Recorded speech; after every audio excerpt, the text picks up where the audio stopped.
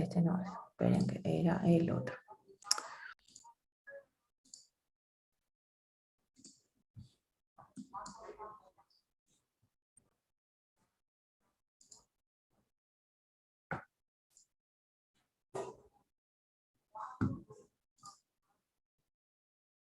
Vamos a poner, o sea, ya les puse luego por temas, así generalidades, y yo les puse lo en la clase anterior, ¿verdad? Les pongo en PDF porque yo no sé si todos ustedes tienen Keynote. Entonces, por eso, y aparte se queda bien, no hay transformación. No sé si todas las versiones de las computadoras tienen Keynote, por eso nomás que les pongo en PDF. Aparte se ve mejor, sinceramente, en PDF se ve mejor. Bueno, y entonces tienen acá componentes y yo les pongo una guía de estudios que no es para que ustedes se pongan a completar, ¿verdad? Es simplemente para que tengan como guía para estudiar, ¿se entiende? O sea, ustedes estudian el capítulo y con este repasan, con esta guía. Si ustedes son capaces de contestar todos estos cuestionamientos, ¿verdad? Que son preguntas, citas, esquemas, qué sé yo, entonces no van a tener problema en el examen. ¿Se entiende? Sí, doctora. Ok, entonces yo al menos les voy a ir subiendo de mis temas. Y acá ya les subí hidratos de carbono y también tiene su guía de hidratos de carbono. Ahora, ahí les puse así para que tengan un poco de una guía, ¿verdad? ¿Cómo estudiar? No, es para que ese va a ser el tema de examen, obviamente, ¿verdad? Pero es para que tengan consideración de esos puntos importantes. Y así les paso lo que vamos a dar hoy. Está todo acá.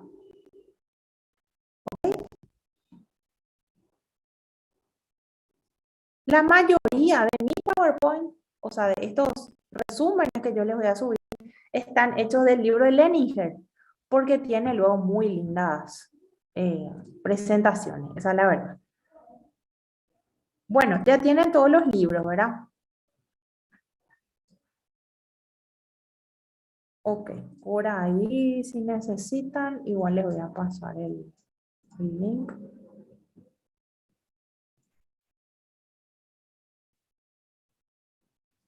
No.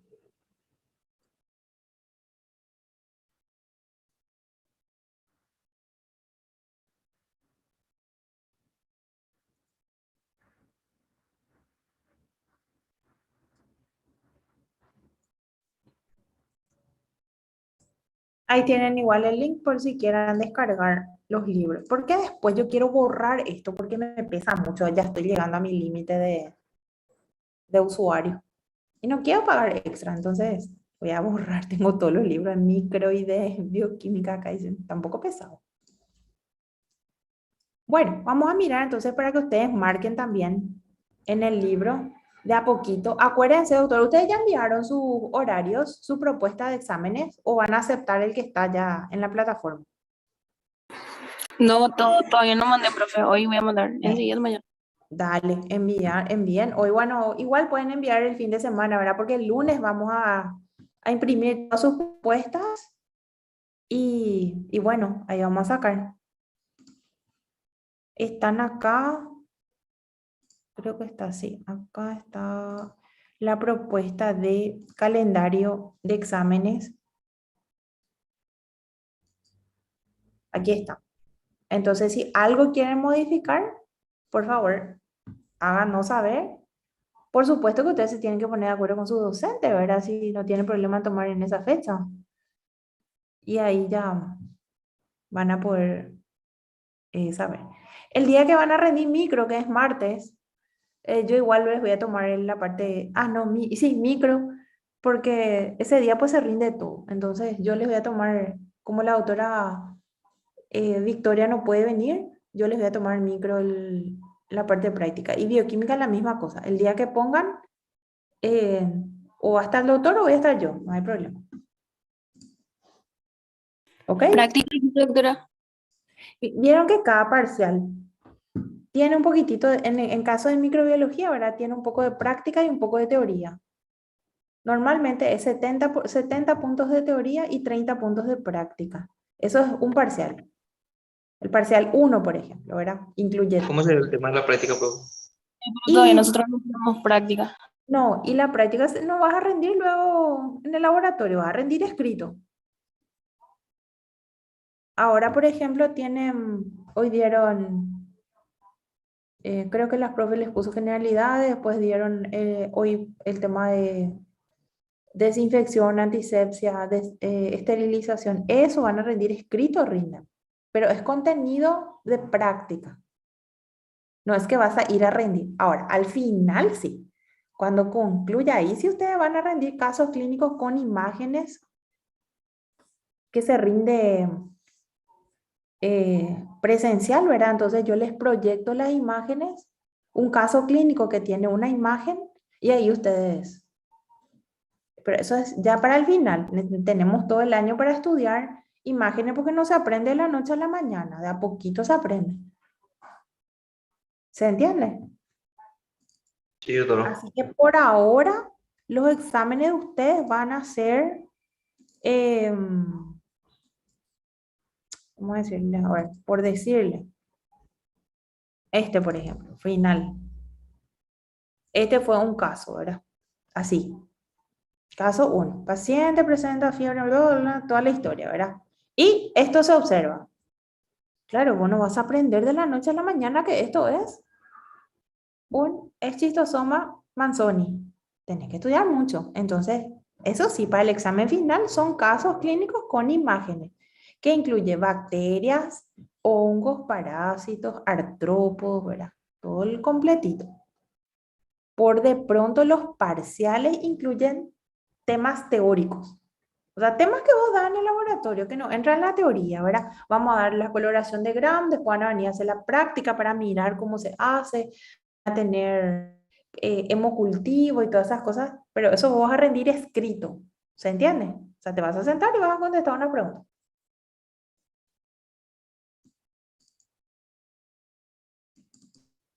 Y en bioquímica, normalmente el doctor Sebastián, el primer parcial tomo yo, el segundo parcial toma él.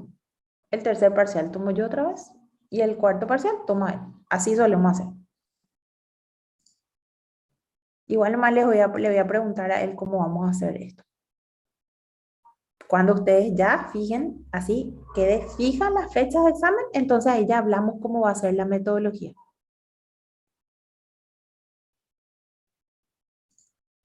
Bueno, entonces, de lo que vimos, había incluido, ¿verdad? Del libro de Química Biológica de Antonio Blanco entra el capítulo número 1, que dice composición química del organismo. Ya tienen el PowerPoint, ¿verdad? Y ya, o sea, el resumen y ya tienen la guía de estudios. El siguiente tema se saca del libro de Leninger, que es el resumencito de el primer capítulo, que dice Fundamentos de Bioquímica. Y acá cita lo que tienen que saber es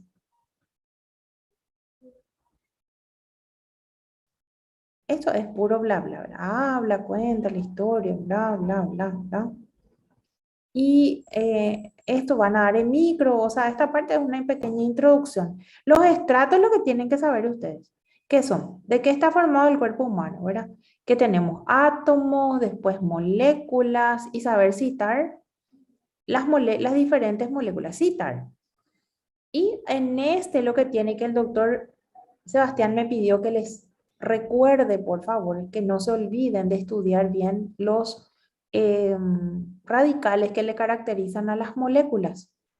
¿Verdad? Por ejemplo, que le caracteriza a los hidratos de carbono, a las proteínas, a los lípidos. Desde acá, fundamentos químicos. Eso es lo que entra realmente acá. Fundamentos. Aquí están los radicales. Eso es lo que el doctor quiere que por favor repasen, porque a partir de ahora empieza toda la parte molecular. Hoy luego ya iniciamos hidratos de carbono.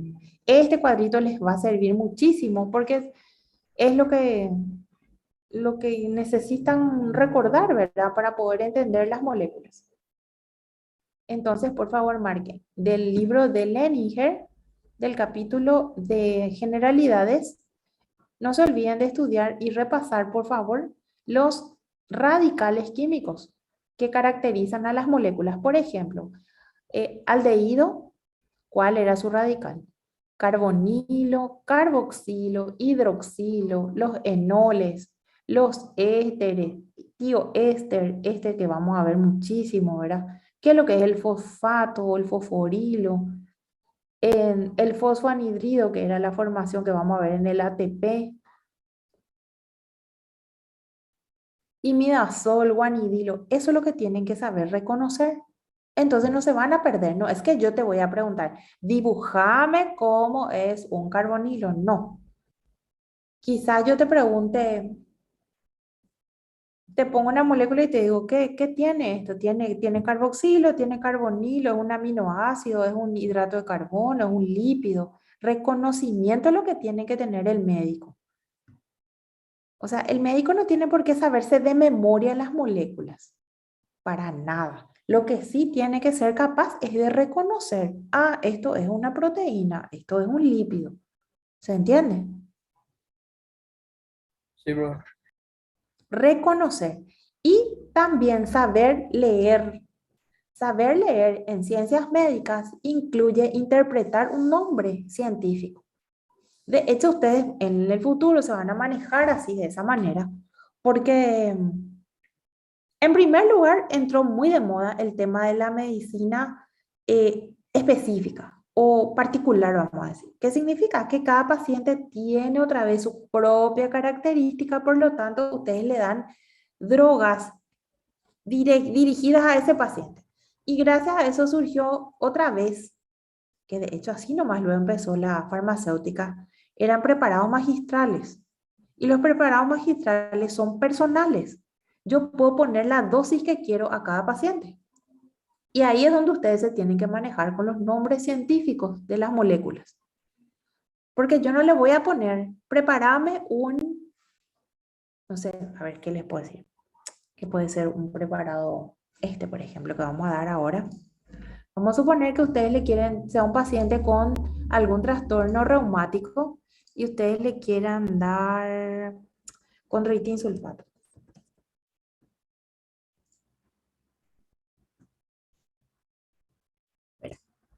Este. Pero no me gusta esta dosis que viene ya en el que es para la venta, ¿verdad? Esta es de la venta farmacéutica, ¿verdad? La venta que le decimos comercial estándar. Tiene esta concentración.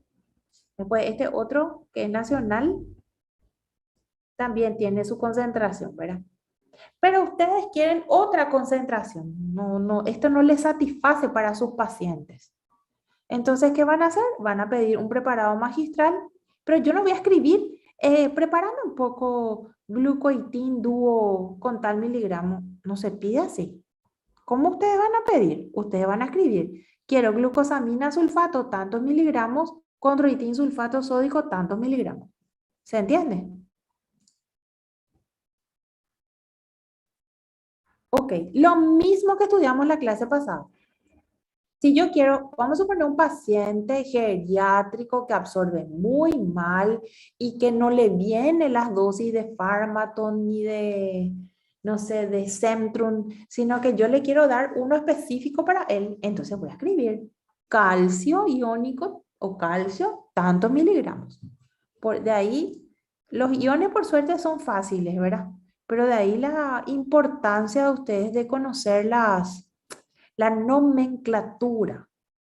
O sea, ustedes lo que tienen que, al terminar bioquímica, tienen que ser capaces de entender una nomenclatura orgánica, que obviamente no es sencilla, ¿verdad? Pero de ahí la importancia de entender lo básico. Bueno, así que les pido por favor que tengan en cuenta las estructuras, o sea, los radicales. Y quiero que me lean, por favor. Bien despacito y anoten lo más importante. Como les digo, no les voy a preguntar así, tal cual, ¿verdad? Pero sí hay que reconocer los radicales. ¿Eso dónde está? En el apartado 1.2, fundamentos químicos. Fundamentos físicos ya no. Esto ya dieron luego se usa mucho en fisiología, ¿verdad? La parte de traspaso de moléculas, etcétera, ¿verdad? Pero sí, fundamentos químicos. Entonces, ¿cómo podemos poner acá en la plataforma? Bueno, después voy a ver cómo podemos hacer para recordarles lo que tienen que estudiar. Bueno, ¿alguna duda? Ok, ahora vamos a estudiar hidratos de carbono. Bueno, ¿por qué empezamos con hidratos de carbono? Porque son las estructuras que le llamamos sencillas, ¿verdad? Que serían los hidratos de carbono tienen solamente una constitución de 3 clases de átomos. Tienen oxígeno, carbono e hidrógeno. De ahí la sencillez de su molécula, ¿verdad? Por eso le empezamos a estudiar a ellos, ¿verdad?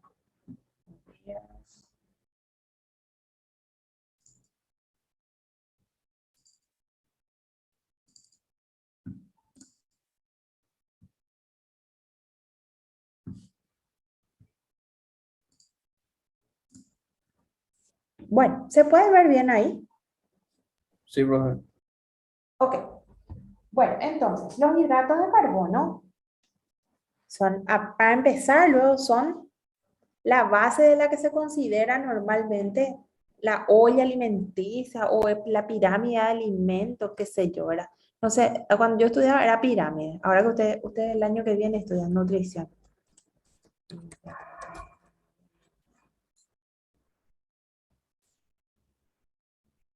¿Verdad? Pirámide de alimentos. Ahí está.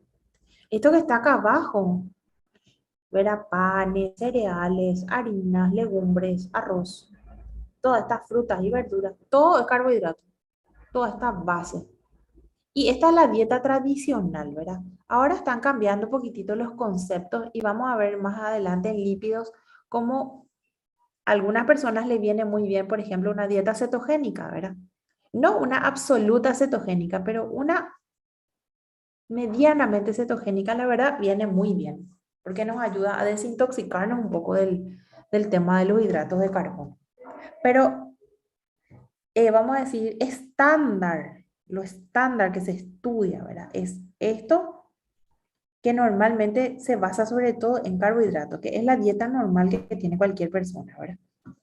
Y yo sé que le dicen Paraguay, vamos a ver. Así, ¿verdad? Ven que la base siempre es hidratos de carbono, eso es, y alimentarias. De hecho, creo que ustedes saben que nuestra facultad y la profe Laura y el equipo de investigación ganaron un concurso en el CONACYT y realizaron un plan de manejo de alimentos para la UNESCO. O sea que estamos al súper espectacular, la UPE. Tenemos toda una guía. ¿Pueden creer que la guía elaborada por la doctora, el doctor Real los que participaron en la investigación van a usar los de la UNESCO? O sea que tenemos que estar muy orgullosos de eso. La verdad, un trabajo. La profe Laura es una genia en investigación. Dios mío, una genia, lo único que les digo. Bueno, vamos a hablar entonces de hidratos de carbono. Tienen muchos nombres. Ese es un tema con los hidratos de carbono, la nomenclatura. Y ahí lo que ustedes tienen que saber, pues, los hidratos de carbono, así se les conoció desde un principio de la historia, ¿verdad? ¿Por qué? Porque al hacer las reacciones químicas, se tenía que, o sea, se encontraba que la proporción química era un carbono por cada H2O. Entonces ahí se le denominó hidrato de carbono o carbono hidratado, así más o menos se comprendió al principio. Entonces ese es el nombre más químico que se tiene, ¿verdad? Después, como forman parte de muchísimos alimentos, entonces se le dio otras variantes, por ejemplo, carbohidratos, que se usan muchísimo en nutrición, Las tablas nutricionales vienen como carbohidratos, no hidratos de carbono, ¿verdad? Se le denominó también glúcidos, sacáridos, azúcares, todo lo que termina en osa. Depende del texto, la traducción también termina en óxido, glucósido, por ejemplo, se dice. Así que nomenclatura es lo que más tiene hidratos de carbono. Y forman parte de todos los seres vivos, desde la bacteria, ya la más chiquitita, insignificante, hasta el ser humano, ¿verdad? Ahora, si yo uso carbohidratos y esa bacteria, no sé, una Escherichia coli también usa carbohidratos, entonces me tengo que hacer la pregunta, ¿y cómo lo que surgieron los carbohidratos? ¿De dónde vienen? Y uno de las teorías evolutivas cree, ¿verdad? O afirma que el productor de carbohidratos, o sea, ahora mismo nosotros en la naturaleza, a ver, díganme, ¿quiénes son los que fabrican carbohidratos? En la naturaleza. Las Las plantas. plantas. ¿Y qué tienen las plantas de particular que yo no tengo? ¿Qué organelo tiene? Cloroplastos. Cloroplastos, muy bien. Los cloroplastos. ¿Y qué tiene dentro de los cloroplastos? La clorofila. Y la clorofila tiene, ¿verdad? En su estructura unas, vamos a decir, unos niveles energéticos libres que al ser excitados por los fotones de la luz solar, aumentan los niveles de esos electrones y al bajar desprenden la energía necesaria para convertir el dióxido de carbono que le tienen ahí o anhídrido carbónico en un compuesto orgánico. O sea que ellas, las células vegetales, hacen al revés que nosotros. Nosotros hacemos lo que se llama respiración celular y ellos realizan fotosíntesis. También tienen respiración celular, obviamente, pero la base es fotosíntesis. Y se cree que los cloroplastos en un principio tenían, vamos a decir, este, una vida independiente, así como las mitocondrias. Ustedes saben que las mitocondrias tienen también su propio genoma, tienen ADN independiente al de la célula. Y los cloroplastos tienen una independencia energética. De ahí su importancia, vamos a decir, ¿verdad? Entonces, ocurre que yo tengo una estructura que aparentemente era independiente antes y que después, al fusionarse las células, tomaron la salida hacia lo que es el reino vegetal. En el origen de las especies, que aparece una línea así de una célula original y después se va diversificando, ¿verdad? Y eso es. Entonces, ¿por qué una bacteria usa glucosa y yo también uso glucosa, pero la glucosa no fabrica la bacteria, fabrica una planta? Y por ese motivo, se cree que los proveedores de carbohidratos siempre fueron los cloroplastos, pero que eran individuos independientes, porque para cuando empezó a existir la bacteria, yo no existía todavía. Los primeros seres vivos fueron procariotas. Y ellos ya usan, o sea, imagínense que una bacteria hace glicólisis y yo, ser humano, también hago glicólisis. Entonces, un proceso que sobrevivió de evolución. Si algo sobrevive, quiere decir que es efectivo. Entonces, la glicólisis es efectiva. ¿Se entiende? Es un proceso muy efectivo. Por eso que nosotros siempre elegimos glicólisis antes de hacer beta oxidación, por ejemplo. Siempre le elegimos la glicólisis. En conclusión, los hidratos de carbono son sintetizados en estos cloroplastos y ellos, ¿verdad?, en la actualidad se distribuyen en el reino vegetal. Ahora, ¿cómo están conformados? Y tienen dos categorías. O pertenecen al grupo de los aldehídos o pertenecen al grupo de las cetonas.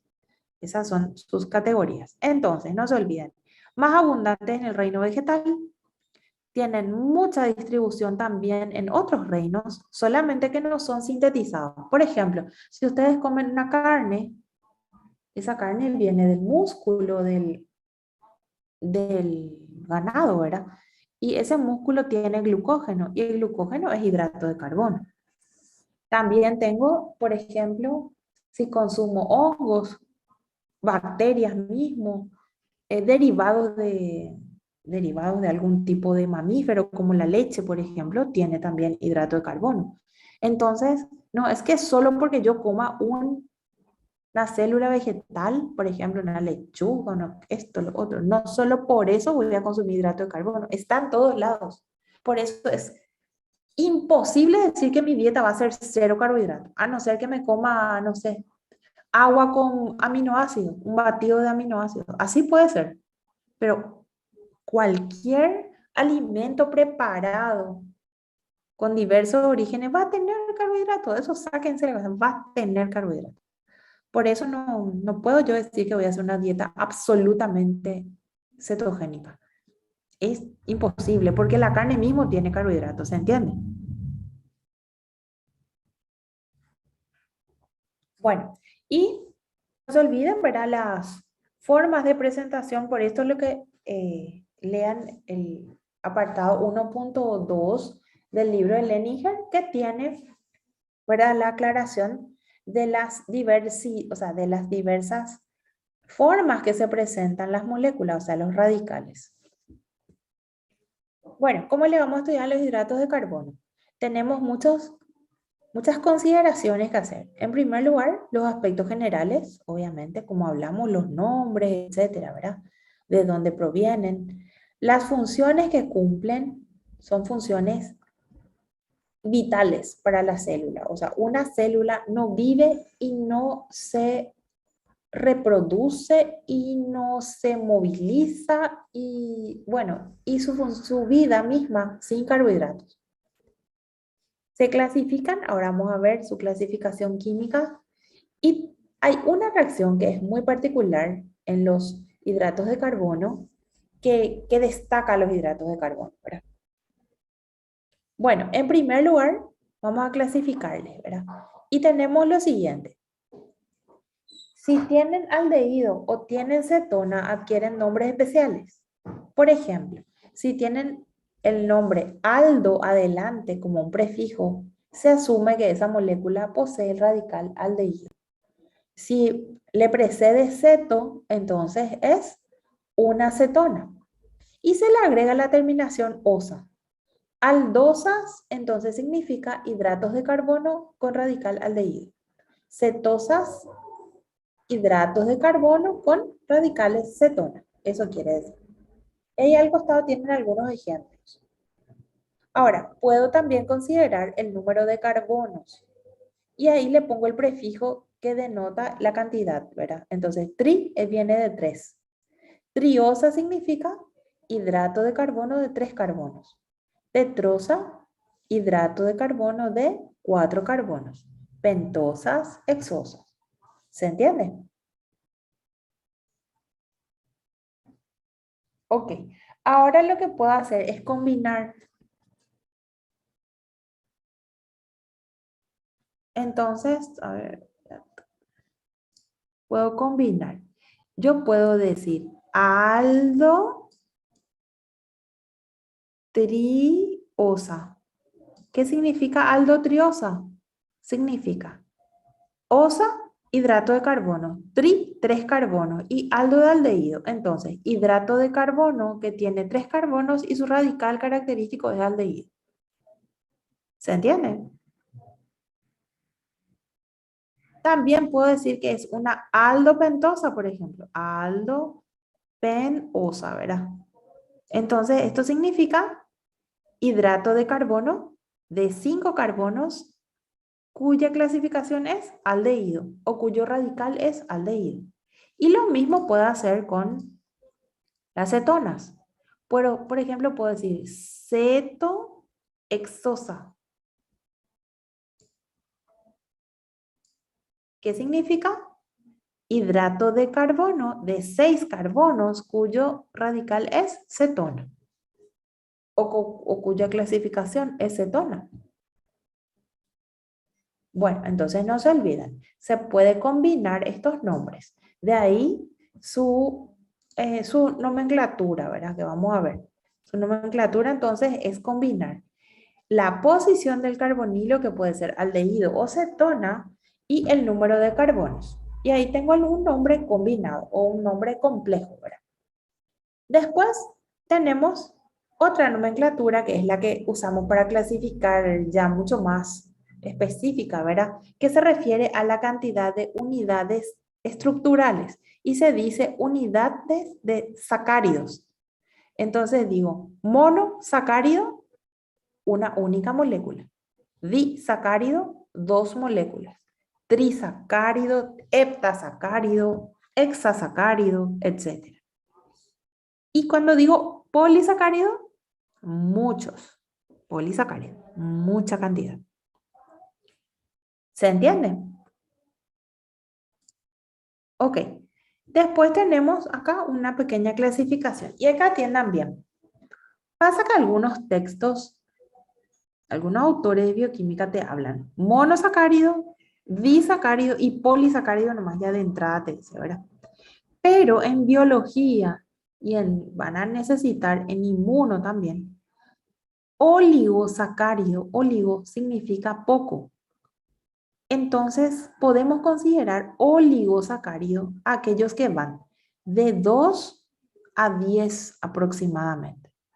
Los disacáridos tienen una importancia muy relevante en la nutrición porque son moléculas muy utilizadas en los alimentos. Está la sacarosa, lactosa y maltosa. Son disacáridos, o sea, 2.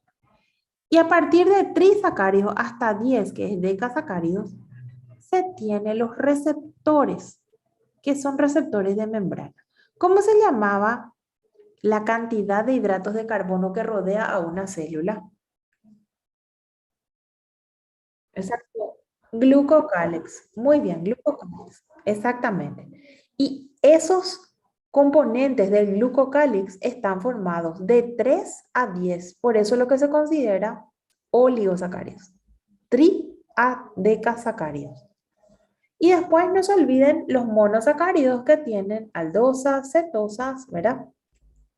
Y estas a su vez pueden ser triosas, tetrosas, pentosas, etc. Esto nomás lo que quiere confundir un poco de hidratos de carbono, porque tienen muchos nombres. Tienen que acordarse nomás ustedes qué quiere decir cada uno y sin problema van a tener. Entonces, esta es una clasificación, ¿verdad? ¿Cómo podrían clasificarse? Según su complejidad, monosacáridos, obviamente, ¿verdad? Oligo, polisacáridos, porque acá en oligo entra di, tri, tetra, penta, hexa, hepta, nona, deca, hasta ahí, ¿verdad? Los monosacáridos se conocen también como azúcares simples, porque están formados por una única molécula y son muy fáciles de absorber, son solubles en agua, la mayoría tienen sabor dulce y muy utilizados en la nutrición, ¿verdad? Los oligosacáridos, ya saben, van de 2 a 10 y tienen varias características. Los que son de a 2 se les estudia luego aparte porque son muy particulares, ¿verdad? Los disacáridos. En cambio, los demás se considera por lo general componentes de la membrana celular, que son los, vamos a decir, lo que sale hacia el exterior y que constituyen el glucocálex. Y los polisacáridos son moléculas tan grandes que pueden tener 1.000.000 de glucosas, 800.000 glucosas, 2 millones de glucosas, o sea, a ese nivel nos vamos, los polisacáridos. Y como tienen tantas moléculas, se vuelven insolubles en agua, ¿verdad? Son un poco complicados de disolver. Y también se vuelven insípidos, ¿qué quiere decir? Que no tiene sabor. Pongan un poco de harina en su boca y van a sentir un sabor no puedo clasificar. No es dulce, no es salado, no es amargo, no es como el otro sabor, dulce, amargo, salado y no me acuerdo cuál es el cuarto sabor. Dulce, salado, Ácido. ácido, claro, ácido. Ácido, exactamente. Y no es ninguno de ellos, entonces le decimos insípido. Aunque los japoneses, ustedes saben, pusieron un cuarto sabor. Se llama umami, exactamente, el umami. Y el umami supuestamente es un sabor parecido al gluten, a ese pan de gluten. Nada que ver el sabor. Dios mío, para mí es totalmente insípido, pero bueno. No, no sé, no le encuentro el gusto al pan de gluten. Sin gluten, pan sin gluten. Claro que tostando y poniéndole manteca y todo eso va a ser re rico, ¿verdad? Bueno, vamos a hablar de monosacáridos. No se olviden que se llaman azúcares simples. Y para que sea un monosacárido tiene que cumplir una definición. De hecho, es la definición que se utiliza para los hidratos de carbono. Y se denominan polihidroxialdehídos o polihidroxicetonas. Eso tiene que cumplir. Y pueden dividirse en aldosas y cetosas. Entonces, a ver, polihidroxi es uno, 2. A partir de 2 ya puedo considerar poli. Polihidroxialdehído, muy bien, cumple con la definición. Polihidroxicetona, cumple con la definición. Ahora, si yo tenía 2 carbonos nomás, y esto era hasta acá, ¿cumple con la definición de polihidroxi? No. No, ¿verdad? Y si yo este parto acá, tampoco cumple porque voy a tener uno nomás. Entonces, de hecho, no va a ser los cetona. No se olviden, las moléculas más pequeñas de hidratos de carbono son el gliceraldehído y la dihidroxiacetona, que tienen 3 carbonos. Esos son los más chiquititos que existen. No existe menor, no existe hidrato de carbono de 2 carbonos, porque no cumple con la definición. Y apréndanse bien estas moléculas porque son las que dividen la glicólisis en 2. Cuando yo llego a gliceraldehído, quiere decir que estoy a la mitad de la glicólisis. ¿Estamos? Ok, hasta acá se entiende todo.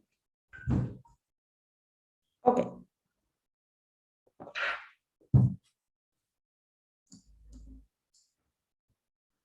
bueno, acá tienen otro ejemplo, muy conocidas, la glucosa y la fructosa. La glucosa, como ven, tiene polihidroxi, ¿verdad? O H, 1, 2, 3, 4, 5 luego, ¿verdad? O H y el grupo aldehído, por lo tanto se considera una aldohexosa. Y la fructosa tiene también la condición polihidroxicetona, por lo tanto se considera una cetohexosa. Muy conocidas las dos. Y estas también súper conocidas desde el punto de vista biológico, ¿verdad? Constituyen o son parte de los constituyentes del ácido ribonucleico, ARN, de ahí su nombre luego, ribonucleico, y del ácido desoxirribonucleico o ADN, esta molécula, la desoxirribosa. Ambas son aldopentosas. ¿Qué quiere decir? Tiene aldehído, tiene 5 carbonos y osa es hidrato de carbono. ¿Ok? Sí, profe. Ok. Después, considerar lo siguiente. En las estructuras de hidratos de carbono tienen lo que se llama isomería o presentan isomería. ¿Por qué? Porque da la casualidad que tienen un carbono con 4 radicales distintos. Y esa propiedad se llama isomería.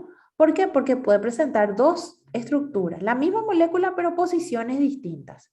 Y le llamamos carbono quiral. Este carbonito que está acá se llama carbono quiral, porque es el que sobre este eje del carbono ubico en distintas posiciones los radicales. Puedo cambiar de lugar. Y sería así. Se tiene en cuenta para estudiar estas moléculas la estructura abierta y esa se llama estructura de Fischer. El doctor Fischer fue el encargado de proponer estudiarle a los hidratos de carbono de esta manera, con una estructura abierta. Entonces yo puedo ver bien dónde están ubicados. Y acá está por colores. Fíjense, el OH se encuentra en dos lugares distintos. En esta primera molécula la encontramos a la derecha y en esta molécula a la izquierda. Da la casualidad de que esta molécula, al recibir la incidencia de una luz monocromática, desvía esa luz a la derecha. O sea, si hago así.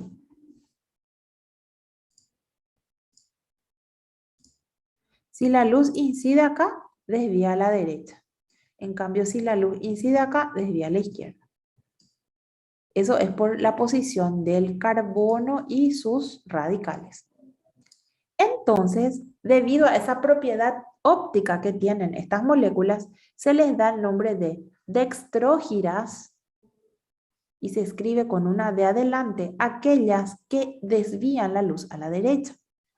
Y levógiras, aquellas moléculas que desvían la luz a la izquierda.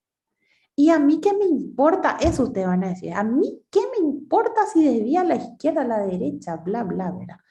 Y la verdad que desde el punto de vista clínico no me interesa tanto, ¿verdad? Pero sí en la nomenclatura, porque esta D y esta L siempre aparecen. De ahí la importancia que ustedes entiendan, no es que les va a influir en algo. Aparte, vamos a suponer que ustedes comen hoy una ensalada y su ensalada tiene, no sé, por decirle, lechuga, rúcula, cebolla, zanahoria, qué sé yo. A lo mejor de todos esos vegetales que van a consumir, el 99% tiene hidratos de carbono dextrógiros porque es el más abundante. Pero puedo también tener levógiros. Ahora, a mí me sirve y la verdad que no, porque desde el punto de vista de absorción, para absorber las moléculas y poder digerirlas correctamente y transportarlas por mi sangre, etcétera, se usan las que son D. ¿Estamos? Así que, desde el punto de vista clínico, no me interesa si son L o D. Desde el punto de vista nomenclatura, sí, porque va a estar en la nomenclatura y yo tengo que saber qué significa. ¿Se entiende? Sí, profe. Ok. Bueno, y aparece en todos lados, ¿eh? Ahora cuando estudian también las estructuras de los aminoácidos con el doctor se van a dar cuenta que es así. Todo aparece L y D porque es una prueba que se le hace a todas las moléculas. Se hace... oh, sí.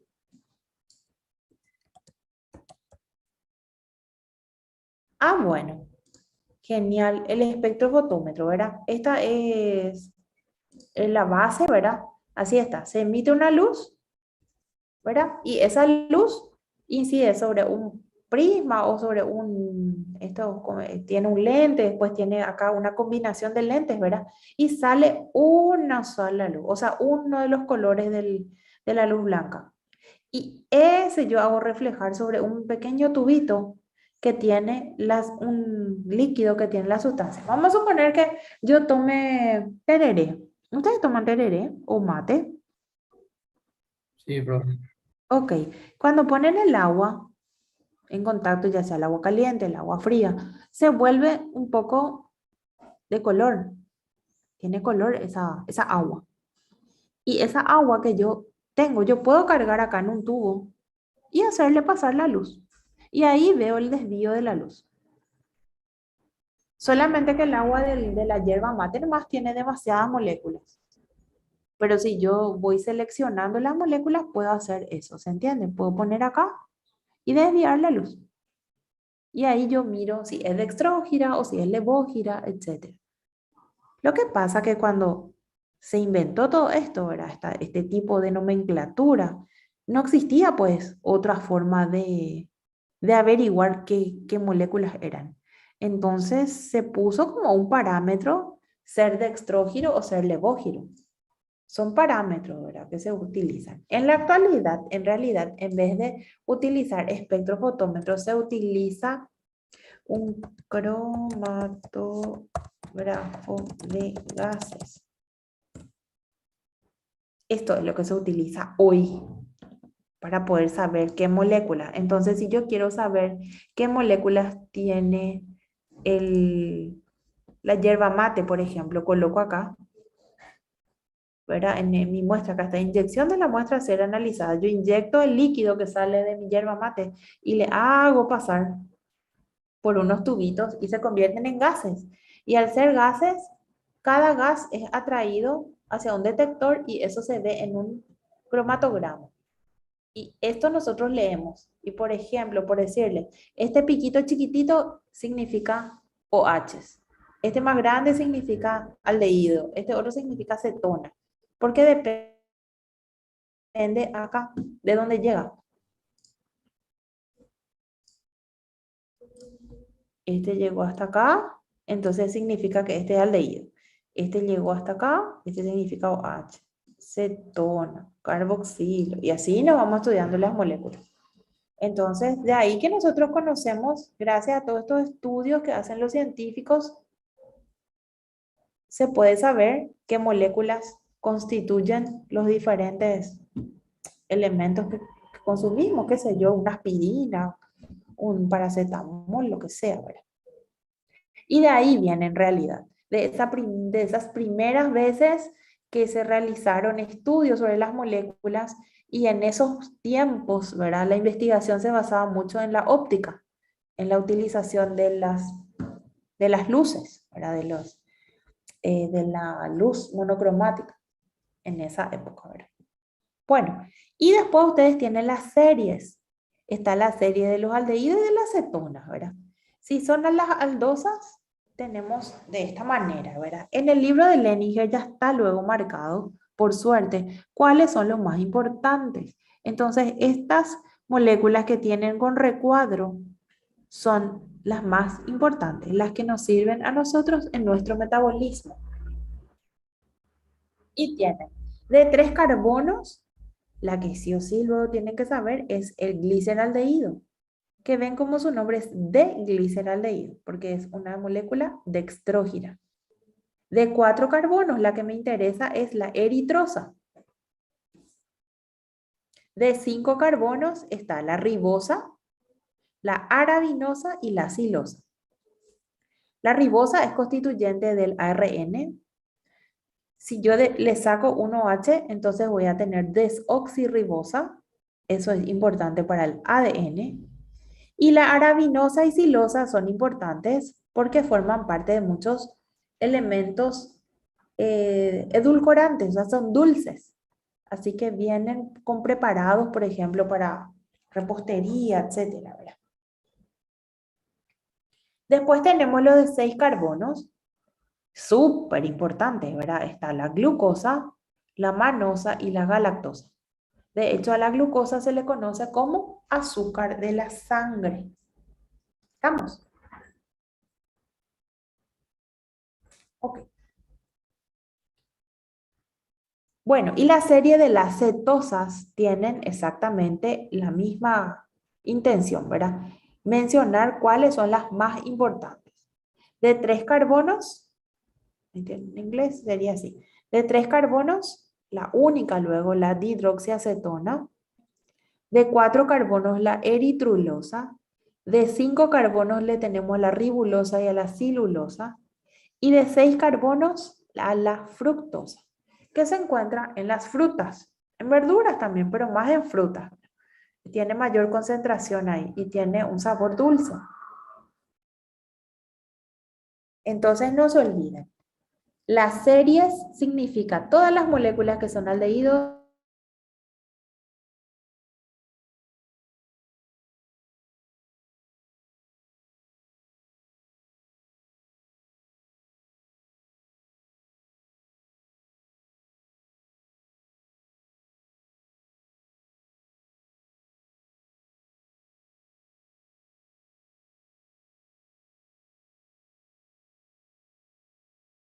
un poco donde yo metí eso.